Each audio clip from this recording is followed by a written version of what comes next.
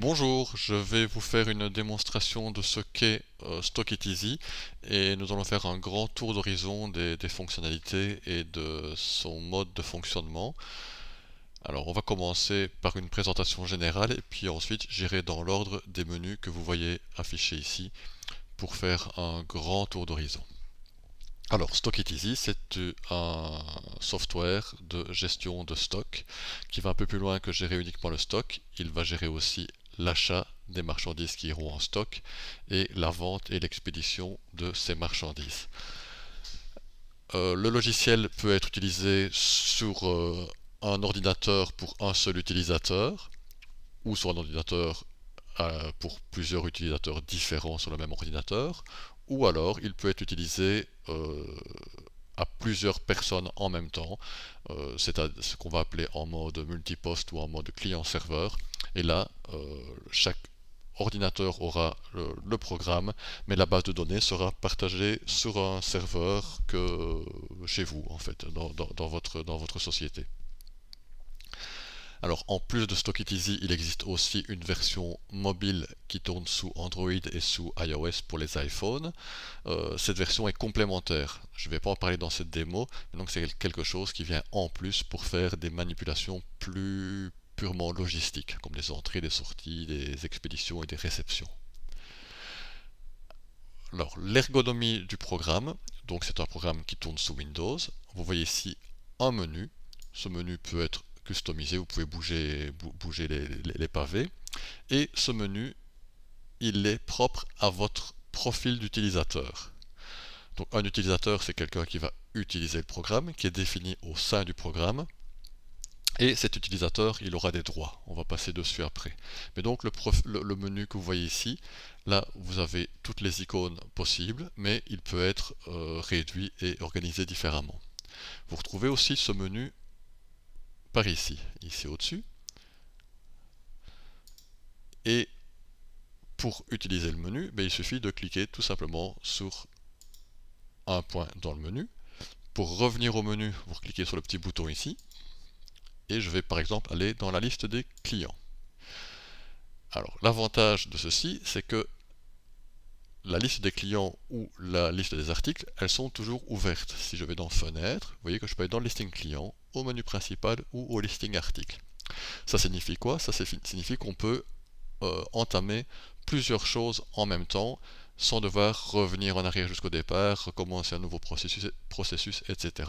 Donc vous retrouvez toutes vos fenêtres ouvertes ici. Vous pouvez aussi également revenir tout simplement comme ceci, là où vous en étiez.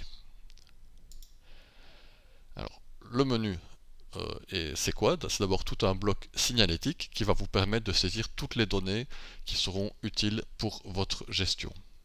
Alors, toutes les données, c'est quoi? Ce sont d'abord vos entrepôts. Un entrepôt, c'est l'endroit où vous allez stocker votre marchandise. Alors, la plupart des sociétés vont définir un entrepôt qui va être leur endroit de stockage et par la même occasion les coordonnées de leur société. Donc, c'est-à-dire que si vous faites de la facturation, ce sera la société de facturation. Ou vous êtes une société avec plusieurs entrepôts, ou vous voulez faire plusieurs subdivisions pour des raisons qui vous appartiennent, c'est très souple. Donc un entrepôt, c'est quand même important à savoir, ça va être l'endroit où va arriver la marchandise et l'endroit d'où va partir la marchandise. Euh, En dessous de l'entrepôt, dans chaque entrepôt, vous pourrez aller mettre des emplacements ou des adresses, si vous voulez, des emplacements de rangement. Donc ça, c'est une manière de subdiviser l'entrepôt. Mais ce qu'il faut bien retenir, donc, c'est que l'entrepôt, c'est l'endroit où arrive et d'où part la marchandise. Donc une commande, par exemple, à un fournisseur, vous allez faire une commande pour un entrepôt. Cette commande sera livrée dans cet entrepôt. Et une commande pour un client, c'est une commande qui va partir d'un entrepôt. Ok? Alors on va revenir dans le menu général. Donc voilà, alors, je vais quand même revenir dans les entrepôts et on va peut-être passer directement dans le détail des entrepôts. Alors tous les menus, enfin la plupart des menus, en tout cas toutes les listes, ont ce genre de bandeau sur le dessus. Ceci permet de rafraîchir l'affichage si vous modifiez certains trucs dans la sélection. Ceci permet d'importer, on y reviendra tout à l'heure, mais il est possible de créer vos entrepôts depuis un fichier Excel. Ceci permet d'ouvrir l'entrepôt sur lequel vous êtes positionné. Ici permet d'éditer, donc vous pourrez le modifier, ajouter un entrepôt, supprimer un entrepôt, ou faire des impressions. Vous pouvez imprimer la liste, imprimer des étiquettes avec un code barre qui définira l'entrepôt, exporter ce que vous voyez ici dans un Excel, ou exporter dans un format mise à jour. Alors, exporter dans un format mise à jour, vous avez ça pour les entrepôts, pour les fournisseurs, pour les clients, pour les articles. C'est quelque chose qui vous permettra d'exporter toutes vos données dans un Excel qui va avoir une certaine structure. Vous pourriez faire des modifications dans cet Excel et réimporter par la suite cet Excel, et en fait ça vous permet de faire des mises à jour en masse sur toute une série d'entrepôts ou de fournisseurs ou d'articles ou de clients. Donc on va voir un entrepôt, ouvrir, voilà la fiche d'un entrepôt. De nouveau, vous avez un menu imprimé. Je ne reviendrai pas dans toutes les fenêtres sur ces principes-là, mais c'est la même chose. Vous pouvez regarder ici derrière, vous balader d'une fiche à l'autre. Un entrepôt, il est défini par quoi? Par différentes choses que vous pouvez paramétrer. Le statut juridique, c'est quelque chose que vous pouvez créer vous-même. Le plus important pour le retrouver dans vos listes, ça va être son code et son nom. Le code doit être unique. Et puis toute une série de critères qui sont importants ou pas selon la profondeur de détail que vous voulez atteindre.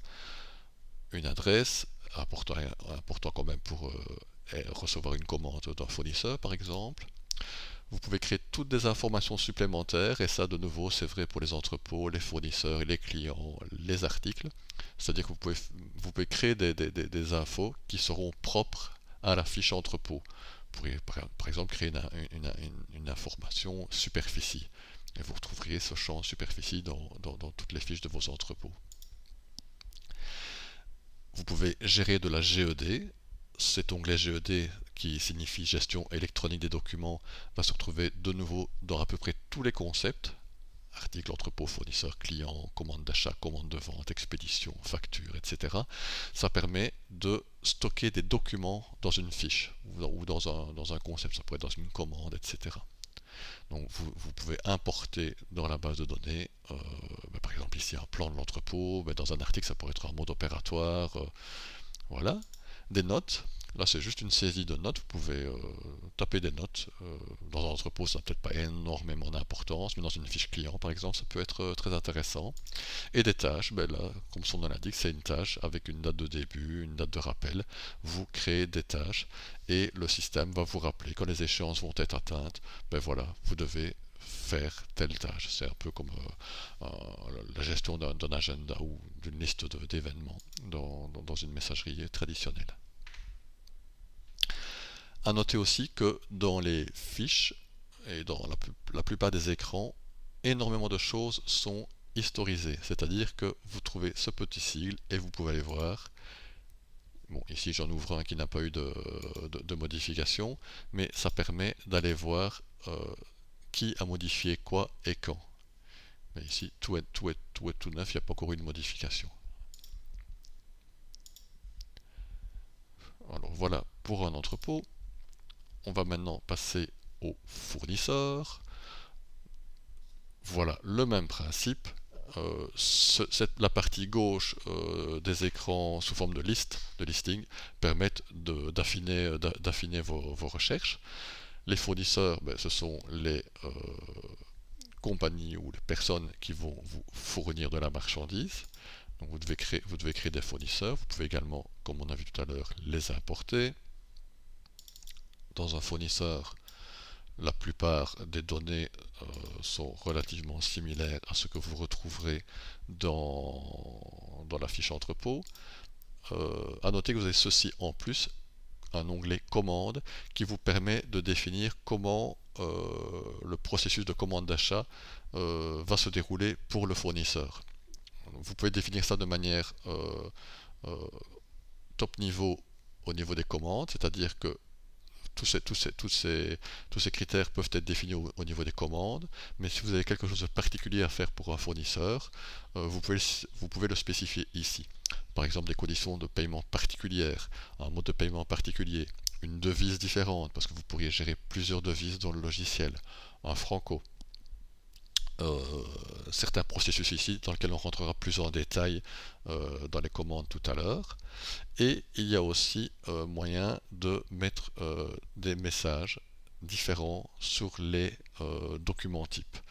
Je ne vais pas passer tout en détail, mais vous pouvez gérer des emailing automatiques par exemple et des messages spécifiques sur les documents à destination du fournisseur. Et donc ceci peut être géré fournisseur par fournisseur. Un client c'est évidemment la personne, la compagnie, que sais-je, qui va vous acheter de la marchandise. Même type de fenêtre, même type de bandeau de sélection ici au-dessus, enfin bandeau d'action ici au-dessus et panneau de sélection ici sur le côté gauche. Au niveau des commandes également, des critères spécifiques qui permettront de pré-remplir la commande de vente. Et de nouveau, ici c'est pour affiner client par client, mais vous pouvez aussi définir ceci à un niveau plus général. Et si un client a quelque chose de particulier, il a par exemple des conditions de paiement qui lui sont propres, vous pouvez les encoder ici dans sa fiche. Vous voyez ici que la ligne est rouge, c'est parce qu'il a été supprimé. Il faut savoir que on peut supprimer des choses dans Stock It Easy, mais si cette chose que l'on supprime, un client, un article, un entrepôt, a déjà été utilisé, donc il y a déjà eu des mouvements qui ont été associés, vous ne pourrez pas complètement le supprimer, parce que quelque part il existe, il est lié à tous des autres processus, mais vous pourrez le désactiver, ce qui signifie sa couleur rouge, vous pouvez très bien le réactiver par la suite.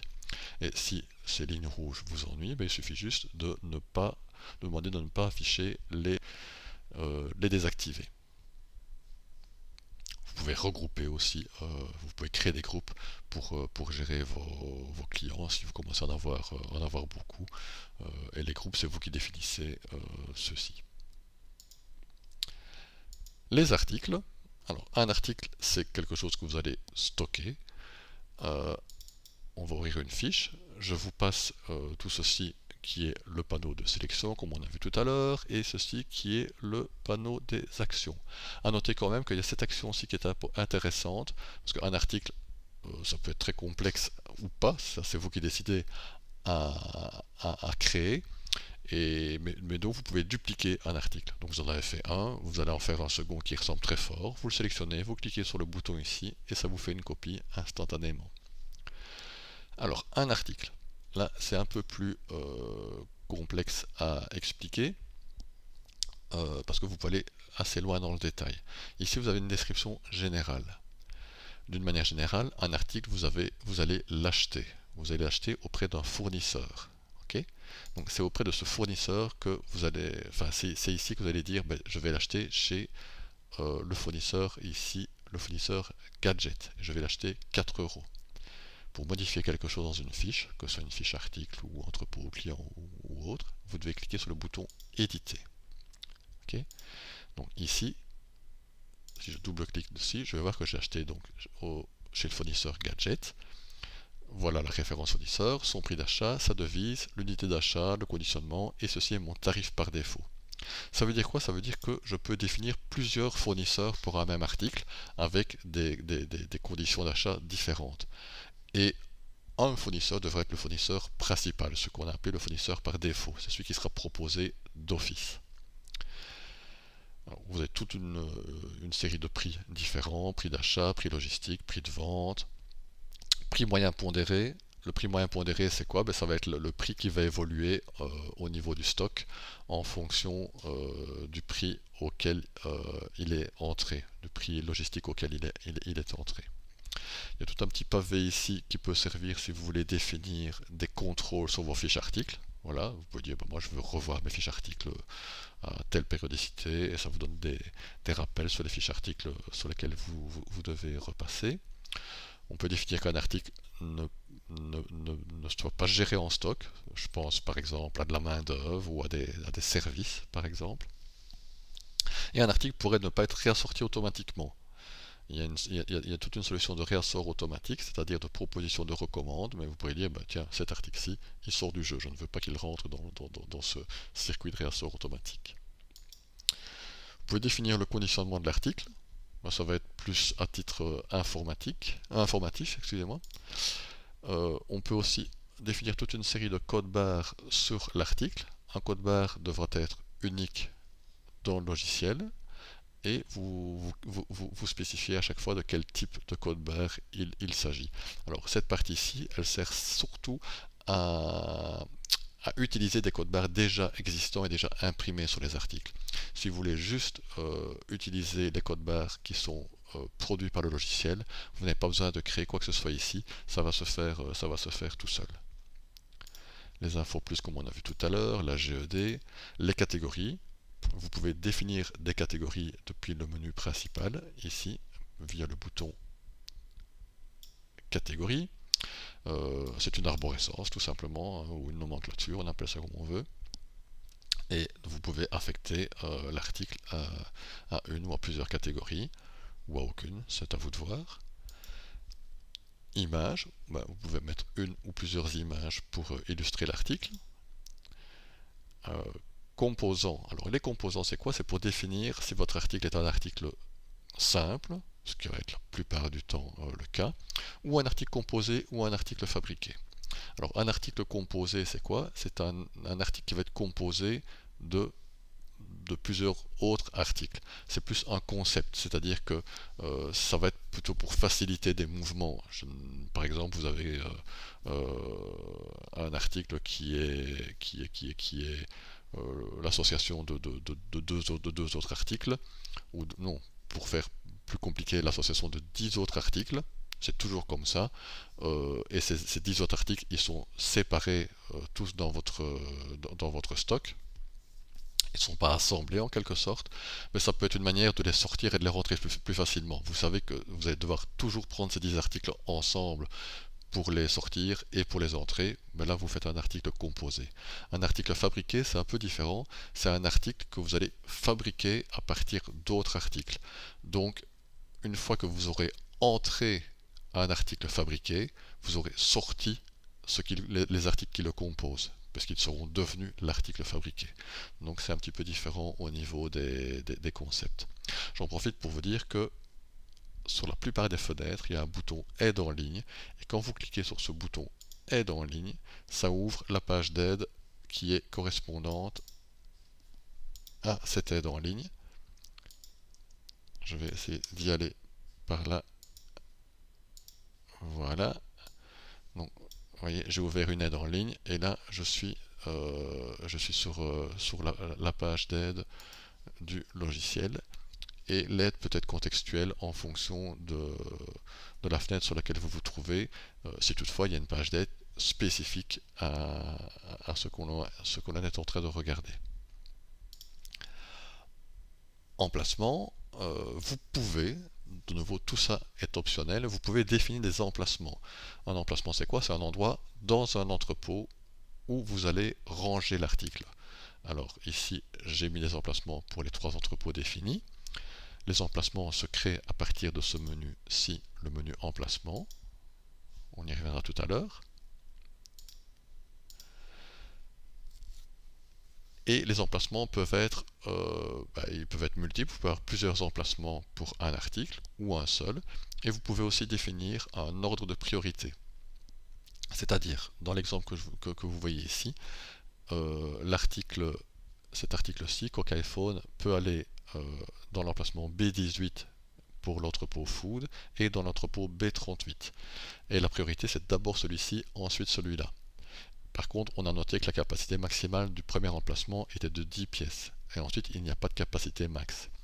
Alors prenons un exemple. J'ai aucun stock, je fais une entrée de 100 pièces et j'ai dit que les entrées devaient se faire par ordre de priorité des emplacements.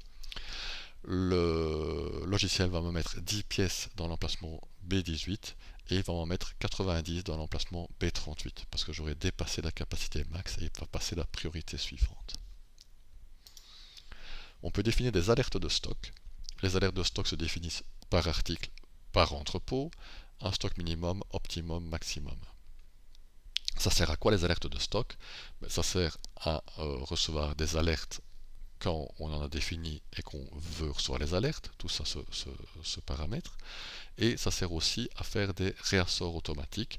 Quand mon stock est sous un certain seuil, je peux demander de faire un réassort pour atteindre ce seuil ou un autre niveau de stock.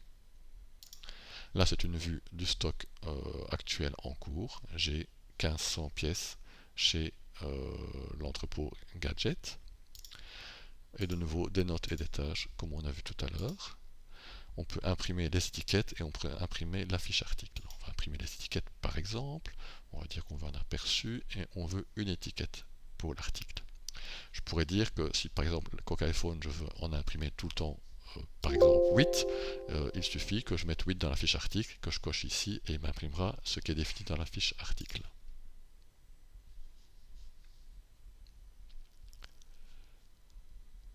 Alors voilà, hop, mon aperçu avant impression de l'étiquette que je viens de demander à imprimer.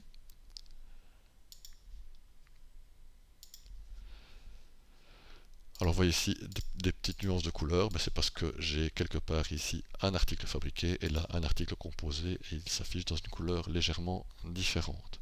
Comme on a vu tout à l'heure, ça permet ici de faire des filtres et si vous n'avez pas trop d'articles, ça peut être sympa aussi de voir vos articles sous format de vignettes. C'est un peu plus visuel et après ça revient au même, vous ouvrez la fiche article. Okay, donc une visualisation en lisse ou en vignette.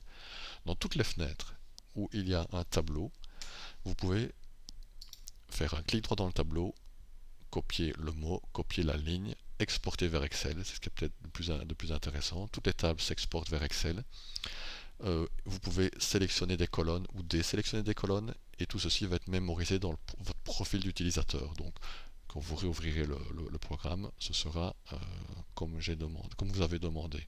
Donc, par exemple ici je vais enlever la colonne mnémonique, c'est la troisième colonne, hop, elle vient de disparaître. Okay, donc la colonne mnémonique, elle a disparu. Si je veux la réafficher, je reviens ici et la colonne se réaffiche. Vous pouvez faire des filtres, vous pouvez trier. Donc ici, avec la petite flèche ici, je vais trier dans un sens ou dans l'autre, ou je vais cliquer sur filtrer.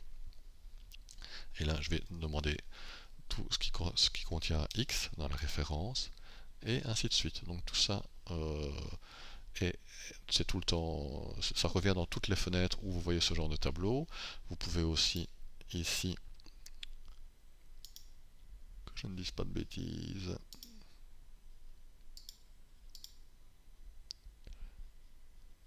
demander des calculs automatiques. Ok, donc dès que c'est quelque chose, une colonne qui contient des chiffres, il suffit de faire un clic droit dans la colonne. Vous pouvez demander de mettre un calcul de somme, de nombre d'éléments, de moyenne, de min, de max. Ici on va demander une moyenne par exemple. Voilà, le prix moyen c'est 409,65. Si je ne veux plus l'avoir, je décoche tout simplement.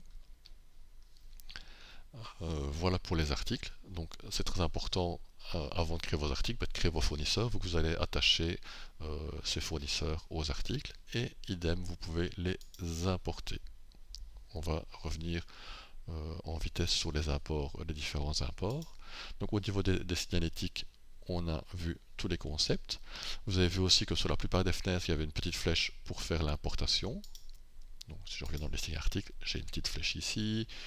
Mais si je reviens sur le menu, j'ai un pavé ici, un menu général pour les importations signalétiques où je retrouve tous les onglets.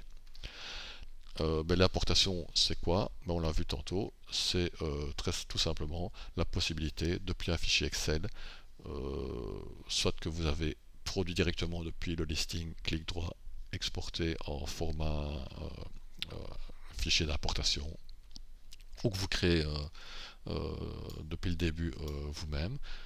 Si vous prenez le format qui a été créé par le logiciel, tout ça est déjà correct. Autrement, vous pouvez paramétrer tout ceci, utiliser les colonnes que vous voulez, et il suffit de spécifier où se trouve, par exemple, le libellé. Est-ce qu'il se trouve bien dans la colonne D, ou si c'est dans la colonne A, ben, ici vous allez taper A, et ainsi de suite. Si vous avez une ligne de titre à votre fichier, vous cochez ici, vous prenez votre fichier, et puis vous faites importer. Ceci c'est vrai pour les articles, pour les fournisseurs, pour les clients, pour les entrepôts, pour les emplacements, pour les stocks minimum, optimal et maximal, pour les emplacements propres aux articles. Ici c'est la définition de tous les emplacements dans un entrepôt. Ici ce sont les rapports emplacement article avec les ordres de priorité comme on a vu tout à l'heure, et un fichier avec les codes barres. Ensuite, la marchandise, elle va vivre dans le stock, elle doit d'abord rentrer via des achats, et ensuite elle va sortir via des commandes de vente, enfin elles vont plutôt sortir via des expéditions qui se trouvent cachées ici. Hop, voilà, des expéditions. Donc tous les mouvements de stock se trouvent ici. Le concept qui permet de faire une pré-entrée, c'est la commande d'achat, et une pré-sortie, on va dire, c'est la commande de vente. Mais les mouvements en tant que tels se trouvent ici. Donc la réception de la commande, l'expédition de la commande de vente, une sortie directe, une entrée directe, consulter le stock, consulter la liste des mouvements. Alors, le stock en tant que tel, voilà l'état du stock. Qu'est-ce que je peux voir ici? Toute une série de données, comme la référence de l'article, son prix, enfin, vous voyez toute une série de trucs qu'on va retrouver ici. La quantité, évidemment. Vous pouvez demander des totaux, comme on a vu tout à l'heure, clic droit, afficher le total. Et tout un niveau d'affinage du stock qu'on va retrouver ici. Donc ici j'ai demandé par entrepôt, par emplacement. Ça c'est le niveau de détail que je veux atteindre. Et en fonction du niveau de détail que je veux atteindre, je vais avoir toutes des colonnes que je peux afficher ou pas. Donc je vais me dire par exemple que les prix ne m'intéressent pas dans ce que je veux voir actuellement. Et ensuite je peux aller plus loin dans la sélection. Je peux voir tous les fournisseurs ou un seul fournisseur. On va dire que je veux voir uniquement celui-ci. Et que je veux voir, donc ici je n'ai plus que ce fournisseur-ci par exemple.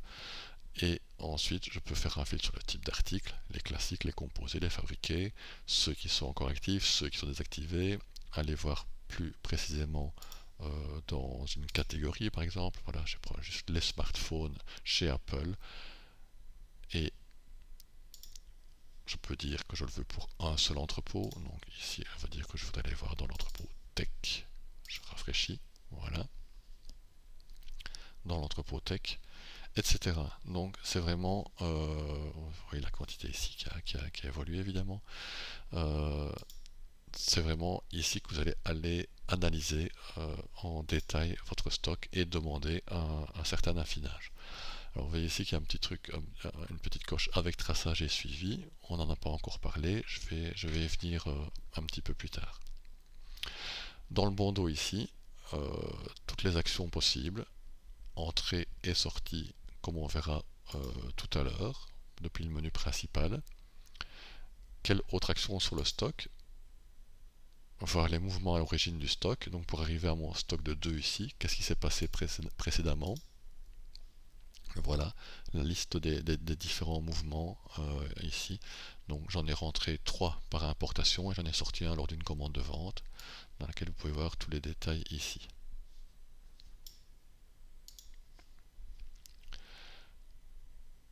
On pourrait corriger le prix moyen pondéré si on estime qu'il n'est pas correct.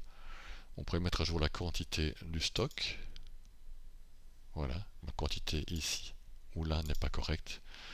Je vous ai dit qu'on parlerait plus tard du traçage et suivi, mais j'en profite ici d'en visualiser pour vous en toucher un mot. Le traçage et suivi, c'est quelque chose que vous décidez d'utiliser de nouveau ou pas, c'est optionnel, et qui vous permet de définir, d'utiliser de définir et d'utiliser différents critères pour détailler un stock. Vous pouvez utiliser jusqu'à 4 critères, 2 critères alphanumériques et 2 critères basés sur des dates. Alors un critère alphanumérique, ça va être la plupart du temps un lot, un numéro de lot ou un numéro de série. Et un critère basé sur une date, ça va être par exemple une date limite de consommation, une date limite d'utilisation optimale. Évidemment, plus vous désirez utiliser des critères de traçage et suivi, plus vous aurez d'encodage à faire de saisie à faire lors des entrées et lors des sorties de stock, puisque vous devrez aller sélectionner ou encoder ces critères de traçage et suivi. Donc ici, on voit que j'ai 2 pièces en stock, qui sont 2 lots, 2 numéros de lot, ce numéro de lot-ci et ce numéro de lot-là. Et je pourrais dire que je n'en ai pas, vu qu'ici j'étais dans une fiche de modification de la quantité, je pourrais dire ici que je n'en ai pas un, mais que j'en ai par exemple 3. Voilà. Et si je réfléchis, vous voyez ici, je suis passé à 4 puisque j'ai remplacé un en 3. J'en avais 2, donc maintenant j'en ai 4. Alors ici, ce serait pour corriger l'entrepôt du stock. Je me suis trompé d'entrepôt. Donc c'est pas un transfert, c'est juste une correction d'une saisie. Mettre à jour l'emplacement, je me suis trompé dans l'emplacement, je voudrais le corriger. Mettre à jour le traçage et suivi du stock, c'est comme on a vu tout à l'heure, ce serait pour dire que par exemple mon lot ici n'est pas correct, je vais le corriger, j'ai fait une faute de frappe. Bloquer, débloquer, alors c'est quoi le principe de bloquer, débloquer? Je me rends compte que finalement cet article-là n'est peut-être pas conforme et donc je vais le bloquer. Ça me permettra d'éviter de le réserver pour une expédition. Donc tant qu'il n'a pas été débloqué, je ne pourrai pas l'utiliser, je ne pourrai pas le sortir du stock. Ça peut être très intéressant pour des contrôles qualité par exemple. Voilà dans les grandes lignes pour la vue du stock. Oui, ici évidemment on peut rafraîchir en fonction des sélections qu'on a fait. Je pourrais dire aussi que si je fais ça, je clique ici, le stock va se réafficher automatiquement à chaque sélection, je ne devrais pas les cliquer sur rafraîchir. Donc si je fais ceci par exemple, voilà, il y a un petit calcul qui se refait automatiquement. Donc ça dépend un peu de la taille de votre base. Si vous avez une base gigantesque avec une très grande sélection, vous n'êtes peut-être pas en vie, tant que vous n'avez pas coché tout ce que vous vouliez, que le système se rafraîchisse tout seul. Et ceci, très intéressant, ce sont les paramètres. Les paramètres de stock et de mouvement. Alors, vous avez vu que j'atteignais ça depuis le petit écrou ici en haut à gauche. J'aurais pu aussi y aller depuis ceci. Cette fenêtre-ci, c'est la fenêtre des paramètres généraux, donc vraiment très généraux à l'application. Et dans chaque fenêtre de paramètres, il y a un onglet autre qui permet d'aller vers un type de paramètre spécifique. Donc, tout à l'heure, on était dans les paramètres de stock. J'y reviens via ce biais-ci, et ainsi de suite. Donc, on pourrait très bien passer de l'un à l'autre. Pourquoi est-ce subdivisé comme ça en beaucoup de fenêtres? C'est pour amener de là une certaine clarté et ne pas tout mélanger, parce qu'il y a quand même beaucoup de paramètres. Et c'est aussi pour donner des droits. C'est pas forcément la personne qui va gérer la manière dont fonctionne le stock qui va gérer les données du serveur d'email, par exemple. C'est plutôt le boulot de l'informaticien qui n'a pas envie de donner tous les détails sur la gestion des emails à des personnes qui n'ont rien à voir avec l'informatique. Et ainsi de suite. On peut parler de la facturation, des expéditions, de la manière dont se comportent les commandes d'achat, de vente. Ça peut être utilisé par des profils d'utilisateurs différents et donc vous pourriez donner accès ou pas à certains concepts à certaines personnes via les profils. Donc on va revenir sur les paramètres des stocks. Et les paramètres des stocks, ici, qu'est-ce qu'on peut en dire? On peut dire qu'en fonction du nombre de... Est-ce qu'on va gérer déjà des décimales dans les quantités? Alors, quand le stock il fonctionne à l'unité, L'unité, c'est votre propre concept que vous mettez derrière, mais si vous n'avez pas besoin de décimales, si c'est plutôt des pièces en général, ou oui, des nombres entiers, vous mettez 0 décimale. Par contre, si vous vendez, je ne sais pas moi, du tissu en rouleau et que vous allez le vendre au mètre, c'est peut-être intéressant de mettre des décimales. Même chose pour les prix, vous pouvez aller de 0 à 6 décimales. 0 décimale, c'est assez rare.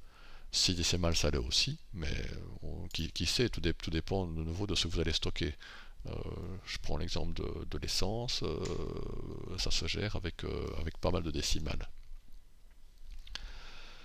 Alors, important, très très important, sont les modes d'entrée en stock et les modes de sortie en stock. Ça va vraiment être la manière dont le logiciel va se comporter pour entrer et sortir les articles. Ici, j'ai défini pour la base d'exemple que tout doit être utilisable et il faut toujours en choisir un qui sera présenté par défaut. Donc, dans toutes les fenêtres où je dois faire des entrées ou des sorties, j'aurai le choix, vu que j'ai dit que tout était utilisable, je devrais sélectionner, mais par défaut, un certain mode sera précisé. Alors, c'est quoi un mode d'entrée en stock? Déjà, si vous n'utilisez pas d'emplacement, vous pouvez cocher sans préciser d'emplacement. C'est très simple, vous allez sortir quelque chose d'un stock et tout sera globalisé sur un emplacement qui n'existe pas, un emplacement vide. En sélectionnant l'emplacement, ça veut dire qu'à chaque entrée, vous allez aller sélectionner vous-même l'emplacement. Alors, ça peut être bien, mais ça va vous demander quand même de faire à chaque fois chaque entrée manuellement. Donc dire, je prends cet article-là et je le sors de tel emplacement. Il y a plus simple. Donc, si vous gérez les emplacements et que vous êtes confiant des emplacements que vous avez créés dans le système, c'est peut-être plus opportun d'aller sélectionner ceci automatiquement selon la priorité et la capacité des emplacements. C'est ce qu'on a vu au début dans la fiche article. Donc l'entrée va suivre ce que vous avez défini dans la priorité des emplacements qui sont définis au niveau de la fiche article. Et si vous n'aviez pas mis d'emplacement dans un article, ça va aller se mettre ça va juste se mettre sur un emplacement vide, quoi. Donc il n'y aura pas de détail au niveau de l'emplacement. Au niveau des sorties, même principe, hein, vous utilisez, vous encochez un par défaut. Là, en sélectionnant le détail de stock, tout à l'heure, par exemple, on a vu qu'on avait un article iPhone à tel emplacement et là-dedans, j'avais 2 lots. Donc, en sélectionnant, ça veut dire que j'irai sélectionner précisément tel article à tel emplacement s'il existe et tel détail de lot s'il existe. Par first in, first out, par FIFO, voilà, donc le premier entrée sera le premier sorti. Et automatiquement, selon la priorité des emplacements, comme on a vu tout à l'heure pour les entrées, voilà, ça c'est à vous de choisir. Alors vous voyez qu'il y a une coche ici en plus pour les composants. Si vous avez des articles composés ou fabriqués, donc qui ont des composants, là vous ne devez pas aller à chaque fois pour chaque composant spécifier le mode. Il faut dire quel sera le mode appliqué par défaut pour les composants de l'article. Donc ça c'est vraiment le truc auquel vous devez réfléchir dès le départ. Alors les justificatifs, je vais décocher ceci pour ne pas les montrer dans les fenêtres suivantes. Les justificatifs c'est quoi? Ce serait de dire je veux mettre des listes de justificatifs sur mes sorties par exemple. Je peux mettre jusqu'à 3 justificatifs différents. Même chose pour les entrées. Et là, ce sont des justificatifs en texte libre.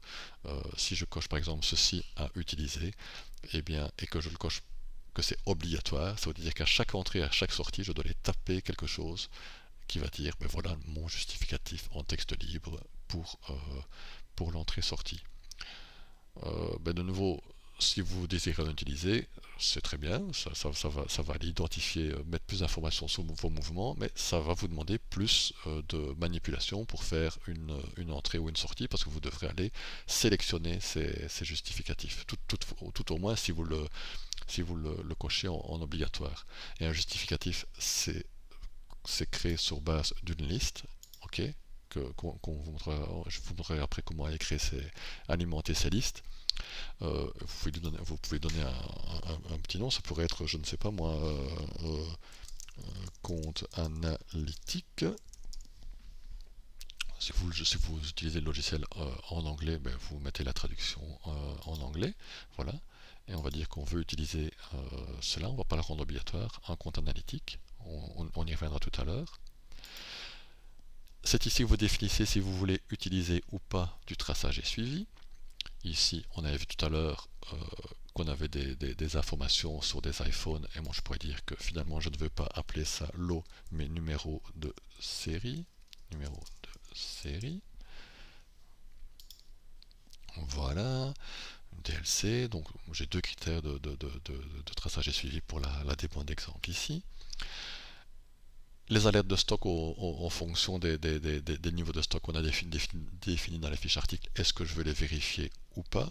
Est-ce que je veux lancer un check à chaque première ouverture de la journée du logiciel? Et là, ça permet d'aller dans les autres paramètres. Donc on va faire valider ici. Donc mes paramètres ont été enregistrés. Donc je suis dans les paramètres, je suis revenu sur la fenêtre des paramètres généraux. Qu'est-ce qui peut être intéressant ici? Vous pouvez fixer une devise globale pour le logiciel. Là, je vous laisserai aller. Vous pouvez évidemment mettre le logo de votre entreprise pour remplacer le logo de Stock It Easy. Ça sera repris sur tous les documents que vous imprimerez. On peut gérer toute une série de modèles de documents. Vous pouvez en retrouver en ligne sur notre site. Donc différents bons de commande, des étiquettes de toutes sortes, des bons d'expédition, le CMR, un modèle de documents SSC, des fiches signalétiques. Et il faut savoir aussi que certains documents, comme la facture, notamment, si mes souvenirs sont bons, oui, la facture, si je vais faire une recherche en ligne, elle existe en modèle Word. Donc il y a toute une série de documents qui existent en Word que vous pouvez paramétrer entièrement vous-même. Voilà, c'est disponible aussi en téléchargement. Et c'est ici que vous allez dire, ben moi, pour la facture par exemple, j'en ai deux modèles différents, je les ai activés tous les deux.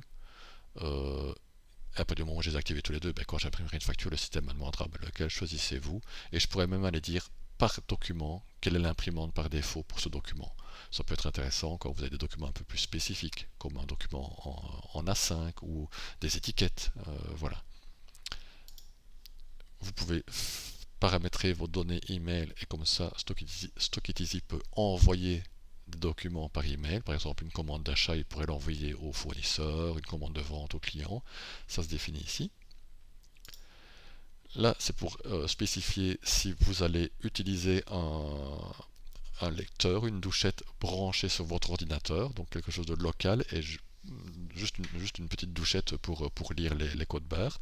Codes barres qui vont être imprimés pour les articles, mais aussi pour tous les documents que vous allez éditer. Donc par exemple, une commande d'achat, elle aura un petit code barre dessus.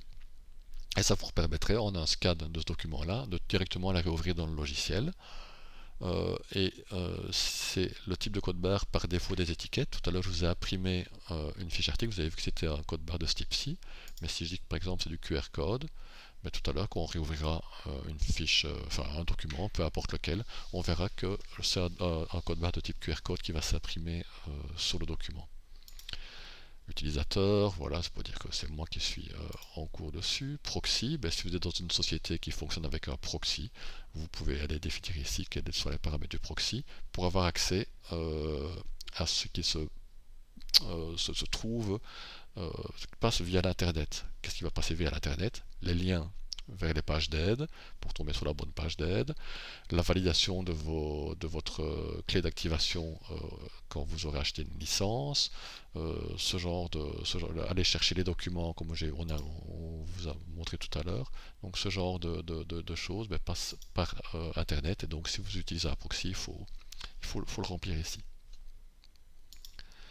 Voilà. Alors, on a une vue sur le stock. Les mouvements, je vais vous passer ça très en vitesse, mais donc vous avez toutes des sélections que vous pouvez faire ici. J'ai vraiment pas fait de sélection, j'ai fait clic directement. Euh, Ça permet quoi? Ça permet, ouais, c'était les mouvements entre le 17 du 3 et le 16 du 4, mais j'en ai fait très peu, j'ai juste fait ce qu'on a fait ensemble, ensemble tout à l'heure, la correction sur l'iPhone. Mais c'est la liste des mouvements, peut-être prendre quelque chose d'un peu plus large pour que ce soit plus parlant. Je ne sais pas du tout de quand datent les mouvements de cette base-ci, voilà. Et donc, c'est tous les mouvements de marchandises qui permettent, in fine, qu'on les somme correctement, d'avoir l'état de stock. Et ici, je vois qu'il y a un petit historique. Donc, cette ligne de mouvement-ci, elle a subi deux modifications qu'on peut aller voir dans l'historique. Voilà les mouvements, ça c'est pour aller plus dans le détail de la vie de l'article. On va aller voir après les entrées et les sorties, mais on peut déjà regarder les importations. On peut importer, comme on a importé des signalétiques, on peut importer des mouvements de stock. On peut importer des entrées, des sorties ou des inventaires depuis un fichier Excel avec de nouveau le même principe, un mapping sur les colonnes, donner quelles seraient les valeurs par défaut si elles n'étaient pas dans le fichier par exemple. Euh, Par exemple, vous voyez ici que j'ai le numéro de série que j'ai renommé tout à l'heure et la DLC. Mais si j'avais défini de ne pas utiliser traçage et suivi, ces deux champs-ci, je ne les aurais pas. Ok, ainsi que la petite sélection ici, entrer l'article sans préciser en sélectionnant. Pourquoi est-ce que j'ai ceci? Parce que dans les paramètres du stock, j'ai défini que je voulais utiliser les trois modes, j'autorisais l'utilisation des trois modes d'entrée d'article définis dans le logiciel. Et je pourrais aussi importer depuis un fichier de code barre lu ou une lecture en direct des codes barres avec la petite douchette qu'on a évoquée tout à l'heure dans les paramètres que vous brancherez directement sur votre PC. Ça pourrait amener les informations que vous scannez dans ce petit écran qui ensuite serait importable en cliquant là pour importer en tant qu'entrée de marchandises. Là, ce sont les importations de stock. Les entrées et les sorties. Donc là, on parle d'entrée directe en stock. Je dois sélectionner un entrepôt. Je dois ensuite sélectionner un article. Voilà, mon article est trouvé. Le système me dit que j'en ai déjà actuellement en stock pour le lot 1, 2, 3 avec cette DLC-ci 200. Et maintenant, je vais en entrer avec le numéro de série AZERTY sans préciser d'emplacement. Je n'ai aucun emplacement défini. Je pourrais sélectionner un emplacement, mais là, en l'occurrence, je n'en ai pas défini pour cet article-ci, dans cet entrepôt-ci, donc le système n'a rien à me proposer. Et je vais en rentrer 500. Voilà, j'ai un petit truc ici qui va se remplir au fur et à mesure des entrées, qui est le rappel de ce que j'ai fait. Je peux l'imprimer en PDF. Et on était, je crois, dans les croquettes pour chat. Vous voyez que j'en ai entré 500 sans DLC sur le numéro de série AZERTY. Voilà, donc les entrées, c'est très simple et c'est rapide. Une sortie maintenant.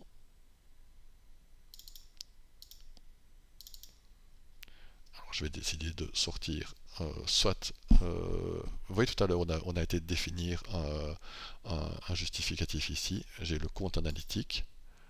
J'ai renommé, bon évidemment c'était quelque chose qui contenait d'autres données que des données de compte analytique. J'ai pris le premier qui venait. Et là, la fameuse liste de tout à l'heure, je vous ai dit que je vous expliquerai plus tard, ben là voilà, donc vous cliquez à côté de compte analytique et voilà les différentes options qui viennent se mettre. Donc on pourrait mettre un vrai compte analytique, je sais pas moi, 5075, voilà. J'ai créé le truc compte analytique 5075, je peux bien le sélectionner ici.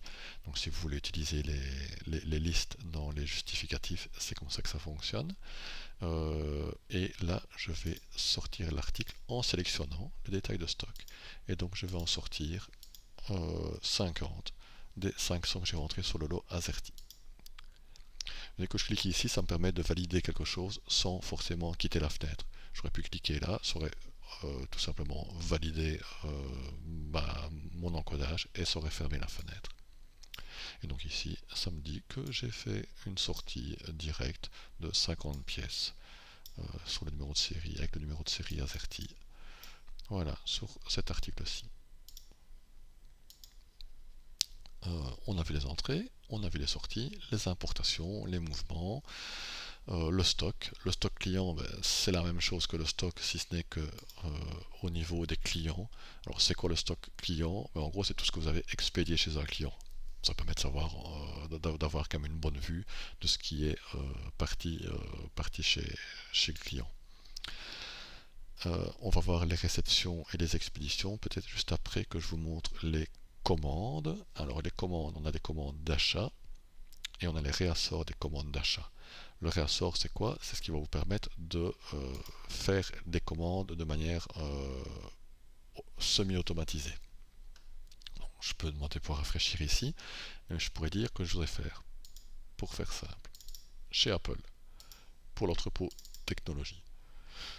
Je vais pas, pour tous les articles que je trouverai qui sont définis pour Apple, aller regarder quels sont les articles qui sont sous le stock optimal.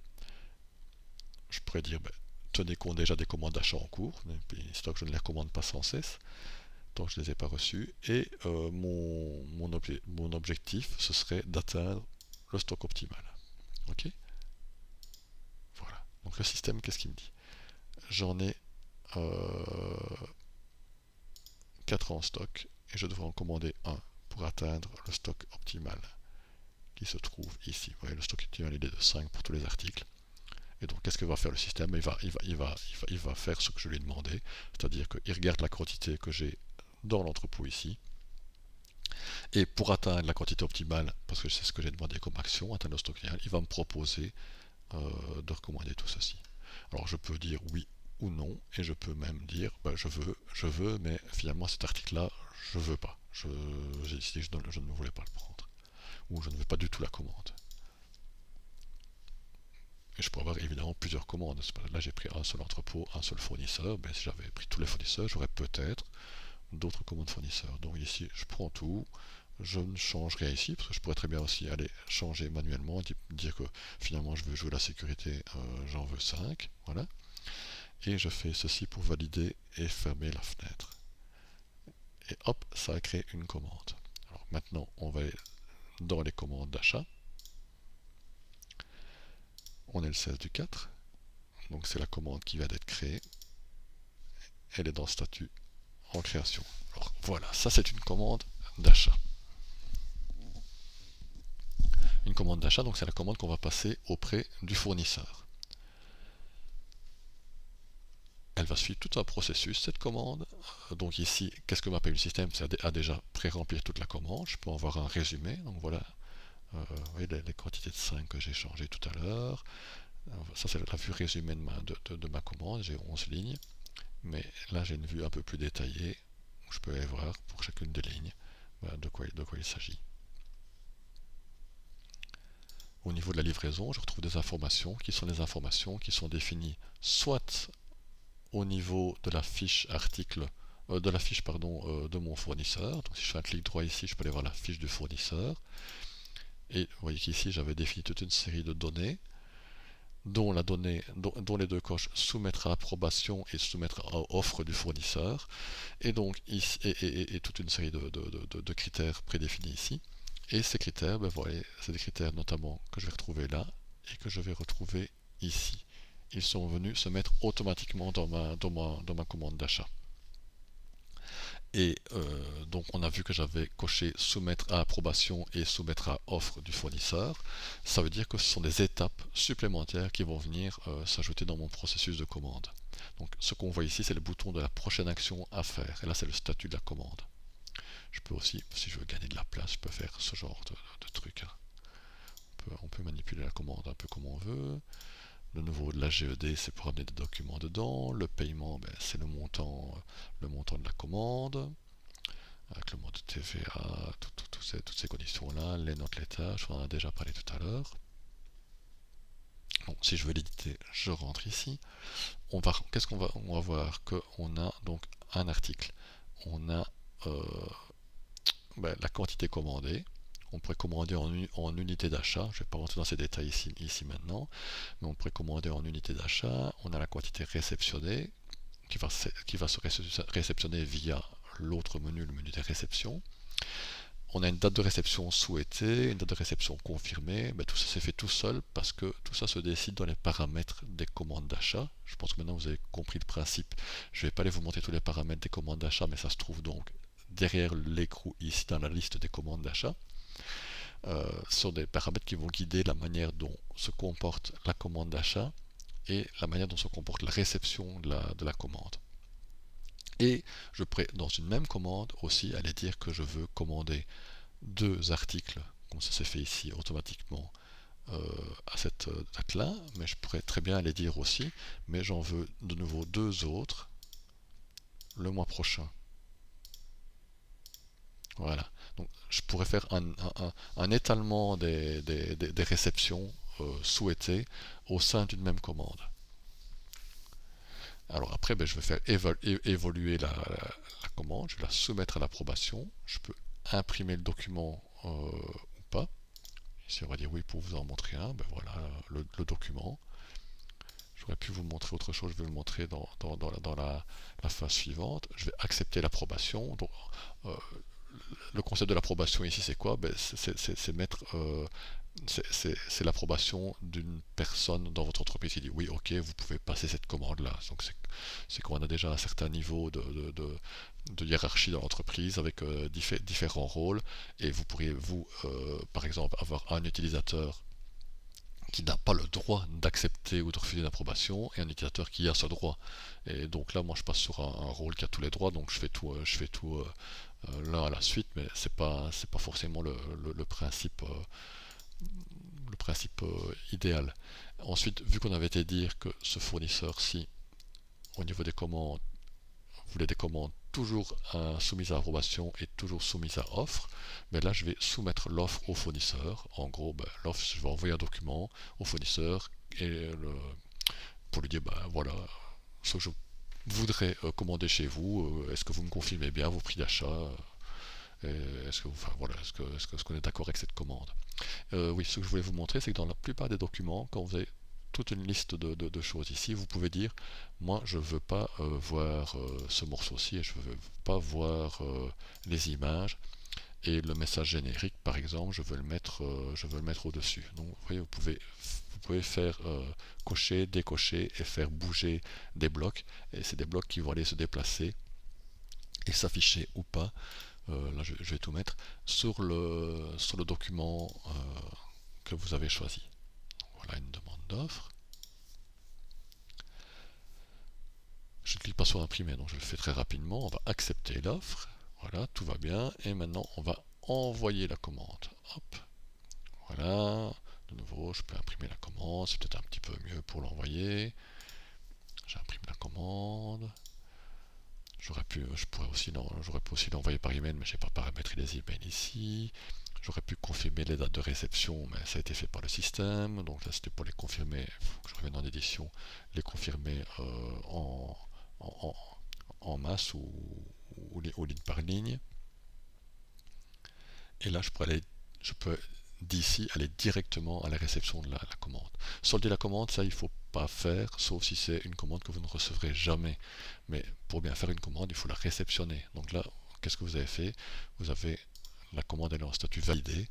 Donc ça sous-entend qu'elle a été transmise au fournisseur et on va s'attendre à la recevoir à la date de réception qu'on a demandé ici, donc le 23 du 4. Donc je clique ici. Vous voyez que ça, le système s'est automatiquement calé sur la commande qu'on vient de finaliser. Et donc ici, je vais pouvoir réceptionner et lors de la réception, donc là je suis dans un certain niveau de détail, hein. Il y a moyen d'automatiser beaucoup plus ce que je vous montre en fonction de vos des niveaux, etc. Notamment en prenant des modes d'entrée et de sortie qui peuvent être automatisés. Mais donc ici l'idée ça va être de dire iPhone 8 Plus, j'en ai commandé 3, pardon, j'en ai commandé 2, je m'attends à réceptionner 2, j'en ai déjà 3 en stock, et là je vais les réceptionner en spécifiant un numéro de série. Donc lui il va s'appeler Azerty 123. précise pas d'emplacement, et je dis que j'en reçois un qui a le numéro de série AZERTY123. Voilà. Alors on voit que mon stock a été incrémenté, il est passé à 4. Et le second, ça va être QWERTY 1, 2, 3. Il m'en reste encore un. Et voilà, vous voyez, je peux faire des réceptions automatiques. En un seul clic, je pourrais réceptionner toute la commande. Là, j'essaie vraiment de vous montrer plus de détails. Ok, la ligne elle a disparu. Pourquoi? Parce que j'ai réceptionné tout ce que j'avais, toute la quantité commandée de la ligne a été réceptionnée. Et là, on voit le petit résumé ici de ce que je viens de réceptionner. Donc voilà le principe. Donc mon article est rentré dans le stock. Je pourrais voir un agenda des réceptions, la sélection des réceptions. De nouveau, je peux affiner en fonction de la date. Toute une série de critères ici. Hop, je peux supprimer le critère là. Voilà, pour aller voir sur des fourchettes de date, etc. Des réceptions de mes fournisseurs, mais des réceptions d'entrepôt aussi pour des transferts d'un entrepôt à un autre. Donc on a vu les commandes d'achat, on a vu les réassorts, on a vu les réceptions, c'est la même fenêtre que celle qu'on a atteint par un autre biais tout à l'heure. Maintenant, il nous reste à voir les commandes de vente. Une commande de vente, elle existe en beaucoup de statuts. De nouveau, le même bandeau. De nouveau, des paramètres sur lesquels je ne vais pas passer parce que ça va prendre beaucoup de temps, mais c'est toujours plus ou moins les mêmes grands principes. La possibilité de filtrer un petit peu tout ce que l'on veut, de dupliquer des commandes. Si on sait qu'on va repasser toujours plus ou moins la même commande au même client, on la duplique, on peut encore bien sûr la modifier, l'adapter, et puis après il suffit juste de la retransmettre au client. Et là on peut aussi faire des actions en masse sur les commandes, on peut les valider plusieurs commandes, il suffit juste que je sélectionne, je clique sur valider, ça va passer à l'étape suivante et je peux même créer l'expédition directement. Alors, ce qu'il faut savoir ici, c'est qu'une commande de vente ne va pas regarder le stock. Je vais en faire une manuellement pour vous montrer. Donc, je vais prendre un client, je vais prendre un entrepôt et je vais choisir un article. Je vais indiquer la quantité, il en veut 5, date souhaitée, date confirmée. Ça vient se remplir en fonction de paramètres que vous avez créés à l'avance. Okay, donc c'est du pré-remplissage, ça peut vous permettre d'aller très vite. Vous pouvez indiquer des réductions. Vous pouvez mettre un commentaire. Cadeau de printemps. Voilà. Voilà. On pourra mettre une ligne. Votre commentaire de ligne. Et on peut mettre un commentaire ici. Votre commentaire. C'était la même chose pour les commandes aux fournisseurs. Je ne voulais pas montrer. Et ce sera aussi la même chose pour les expéditions, pour les factures. Il y a moyen de mettre des commentaires un peu partout. On va dire que c'est une commande d'aujourd'hui. On pourrait dire que c'est la référence externe, la référence Intel du client. Tout ça a été importé de la fiche client. Et dans la fiche client, je ne voulais pas montrer tout à l'heure, mais chez un client, on peut gérer on pourrait créer plusieurs adresses de livraison. L'adresse principale, et si on a des adresses de livraison différentes, on peut les créer ici. Ça vient directement de la fiche client, mais on peut toujours le modifier. On pourrait mettre tous des critères différents ici parce qu'il y a moyen d'aller ajouter des infos. Ça pourrait être le nom du commercial qui a fait la commande, qui serait basé sur une liste de noms de commerciaux par exemple. Je peux faire des réductions qui vont s'appliquer à l'entièreté de la commande et pas une seule ligne. Et là c'est le résumé du paiement. Les notes et les tâches comme d'habitude. Voilà. Alors c'est une commande très simple, hein. Donc je fais valider. Donc là je suis encore en création, donc je n'ai fait que créer quelque chose, c'est un brouillon. Et donc maintenant qu'est-ce que je fais? Je vais la valider. Donc je réouvre, je la repasse en édition, je fais valider. Et je pourrais dire qu'elle aille directement se mettre dans la gestion électronique des documents de la commande et que je vais l'ouvrir après enregistrement. Voilà, ça, je n'ai pas besoin de les mettre parce que je sais que je ne les gère pas dans le cas présent. Je fais imprimer, et voilà. Tout à l'heure, on avait dit qu'on voulait des QR codes sur les documents, mais voilà le QR code, le logo que je n'ai pas changé mais qui pourrait être votre logo, et tout ce que j'ai demandé à imprimer vient se mettre ici sur le document. Et ce document, j'ai demandé à ce qu'il se mette dans la GED, donc vous voyez, il est venu se mettre dans la commande, il est ici. Je peux venir le réouvrir à partir d'ici. Je pourrais l'envoyer par email si j'avais paramétré ce qu'il fallait pour les emails. Je pourrais le réimprimer, mais je viens de le faire. Et maintenant, qu'est-ce que je fais? Je peux créer l'expédition. Donc cette commande-ci, elle a été encodée dans le système. Ça pourrait être une commande pour dans un mois, pour dans 2 mois. Mais si je ne crée pas l'expédition, ben, il y a peu de chances qu'elle parte. Sauf si c'était une commande de service, par exemple, une commande qui ne concerne pas des articles gérés en stock. Aller placer tel matériel chez tel client, ce serait un service. On va créer l'expédition, elle est créée, le système a propos de l'ouvrir, ça c'est une fiche d'expédition. Alors, le principe dans Stockit Easy, c'est que tout se réserve. Ok, donc le stock, tout à l'heure j'ai fait la commande, j'ai commandé 5 articles de croquettes pour chat, mais j'aurais très bien pu ne pas les avoir en stock. Ça ne m'empêche pas d'encoder ma commande et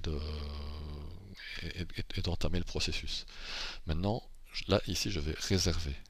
Donc, quand je clique sur réserver, au niveau du stock, donc on est sur des croquettes pour chat chez Logistic Food, je vais valider la commande. Je vais dans le stock, je vais aller chez Logistic Food et je vais aller voir les articles croquettes pour chat.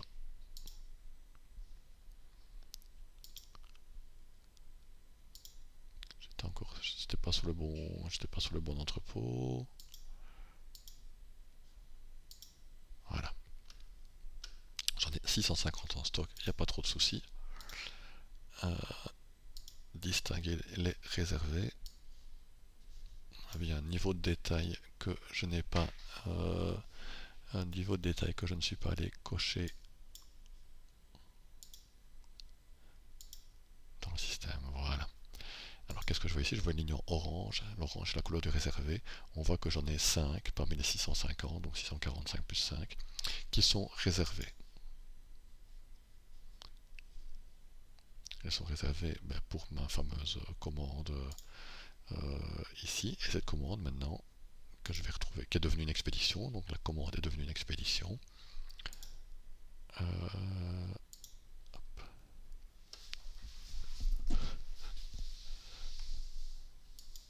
Voilà, je pourrais demander à voir le truc par ligne. Voilà mes croquettes pour chat, mes 5 pièces réservées, et la réservation s'est faite automatiquement sur le lot 1, 2, 3 avec cette DLC. J'ai pas regardé en le faisant, mais en fait quand vous faites la réservation par ce biais-là, en cliquant sur le bouton, ça va aller sélectionner le mode de sortie que vous avez défini par défaut. Ok. Et là, je n'ai plus qu'à faire expédier quand je confirme que ce que j'ai réservé, je l'ai bien expédié. Et la quantité maintenant est sortie du stock. Et quantité réservée, quantité expédiée. Je n'ai plus faire d'action là-dessus. Il y a moyen de faire toutes ces opérations-là aussi en masse, réservation, expédition. Vous pouvez aller beaucoup plus de manière automatique dans toutes ces actions-là. De nouveau, un agenda, vous pouvez filtrer dans les dates, voir le solde des expéditions. Là, il n'y a pas grand chose, j'ai pas trop. Il y a sans doute rien, si c'était ce qu'on vient de voir. En tous les cas, dans cette fourchette de date-ci, je ne sais plus du tout ce que j'ai dans la base, donc je n'ai rien d'autre. Je reviens ici sur la sélection. Donc voilà pour les mouvements de stock. Alors, pour terminer, là, ce n'est peut-être pas la peine de passer beaucoup de temps là-dessus. Donc, on a déjà fait le principal. Tout à l'heure, on a vu certains morceaux des listes, mais ça pourrait, en fait, tout se gère via des listes. Donc vous pouvez aller ajouter plein de choses à plein de listes. Ce sera le cas par exemple pour vos taux de TVA. Ça, tout le monde a besoin d'aller indiquer ses taux de TVA. Il y a des listes que vous pouvez juste voir, visualiser. Vous pouvez pas le mode de mouvement, mais ça c'est pas vous qui en décidez, ils sont définis dans le système. Mais par contre, comme on a vu tout à l'heure pour la TVA ou pour des raisons de blocage, vous pouvez aller créer toutes des lignes dans chacune des listes. La GED, d'une manière générale, vous pouvez la retrouver ici. J'ai pas de rapport de stock ni rien, mais je ne sais plus ce qu'on a encodé tout à l'heure. Voilà, tout à l'heure on a fait une note d'envoi, ou c'est peut-être pas celle-là, c'est peut-être une autre, mais c'est une façon d'aller rechercher des documents qui sont dans les GED sans forcément ouvrir la fiche de l'article, de la commande, etc. Là, c'est pour éditer certains rapports, donc les articles qui ont un stock nul. Enfin, il y a différents rapports ici qui vont s'alimenter au fil du temps et des montées de version. La liste des tâches, j'en ai encodé aucune, mais ça pourrait permettre de venir voir toutes les tâches en cours. Si les tâches arrivent à échéance, ça va s'afficher automatiquement dans le petit menu du dessus ici. Alors, comme on a vu tout à l'heure, les utilisateurs et les profils. Donc ici, il n'y a que moi sur cette base de données-ci. Et les profils. Mais vous définissez des profils. Par défaut, il y en a toujours 3 de créés. Et un profil, c'est quoi? C'est la définition de tous les droits que vous aurez sur l'application. Donc ça, ce sont tous les menus accessibles depuis le menu principal. Et là, c'est le détail de tous les différents droits que vous pouvez donner à un profil. Et donc, vous définissez un ou plusieurs profils, et puis chaque utilisateur, vous l'affectez à un profil. Donc, par exemple, je pourrais dire que moi, comme administrateur, dans mon menu, je vais éditer la fiche. Dans le menu de l'administrateur, je ne veux pas voir le point importation dans la signalétique. Ça ne m'intéresse pas. Voilà. Je reviens ici. Mise à jour du menu. Hop, vous voyez le pavé, le point importation a disparu du signalétique, etc. Voilà, c'est un tour d'horizon un peu lent et un peu, un peu rapide ou pas trop. C'est un peu selon, ça dépend un peu de ce que vous comptiez voir. J'ai essayé de passer un peu sur tout ce que le logiciel offrait sans rentrer énormément dans les détails, quoique pour certains trucs j'ai peut-être un peu traîné. Voilà, si vous avez des questions, il y a sur la page contact du site que je vais ramener ici, donc le site Stock It Easy. Donc sur le site Stock It Easy, il y a une page contact. Voilà, vous pouvez poser votre question. Si vous voulez télécharger le logiciel, ça se passe ici. Il y a une version light qui est une version qui est gratuite. Ce n'est pas la version que je viens de vous montrer ici. C'est le même programme, c'est la même base de données. Ce qu'il y a, c'est que les fonctionnalités sont restreintes. Vous n'avez pas la partie commande, expédition, facturation, etc. J'ai oublié de passer dans la facturation lors de la présentation, mais c'est de nouveau relativement simple. Une fois que vous avez fait expédier quelque chose, vous pouvez le facturer. Ou si c'est un article, si c'est une commande uniquement de service, vous pouvez la facturer directement, vous pouvez facturer ces services. Pour en revenir au site web, vous pouvez télécharger un manuel d'utilisation en PDF qui est un manuel très complet qui va reprendre toute l'aide que vous pouvez trouver ici. Il existe en anglais également. Et voilà, les différentes fonctionnalités, les prix. Et voilà, j'espère que j'ai été suffisamment complet. Et je vous remercie pour votre attention. Et je vous souhaite une excellente gestion de stock avec Stock It Easy. Merci.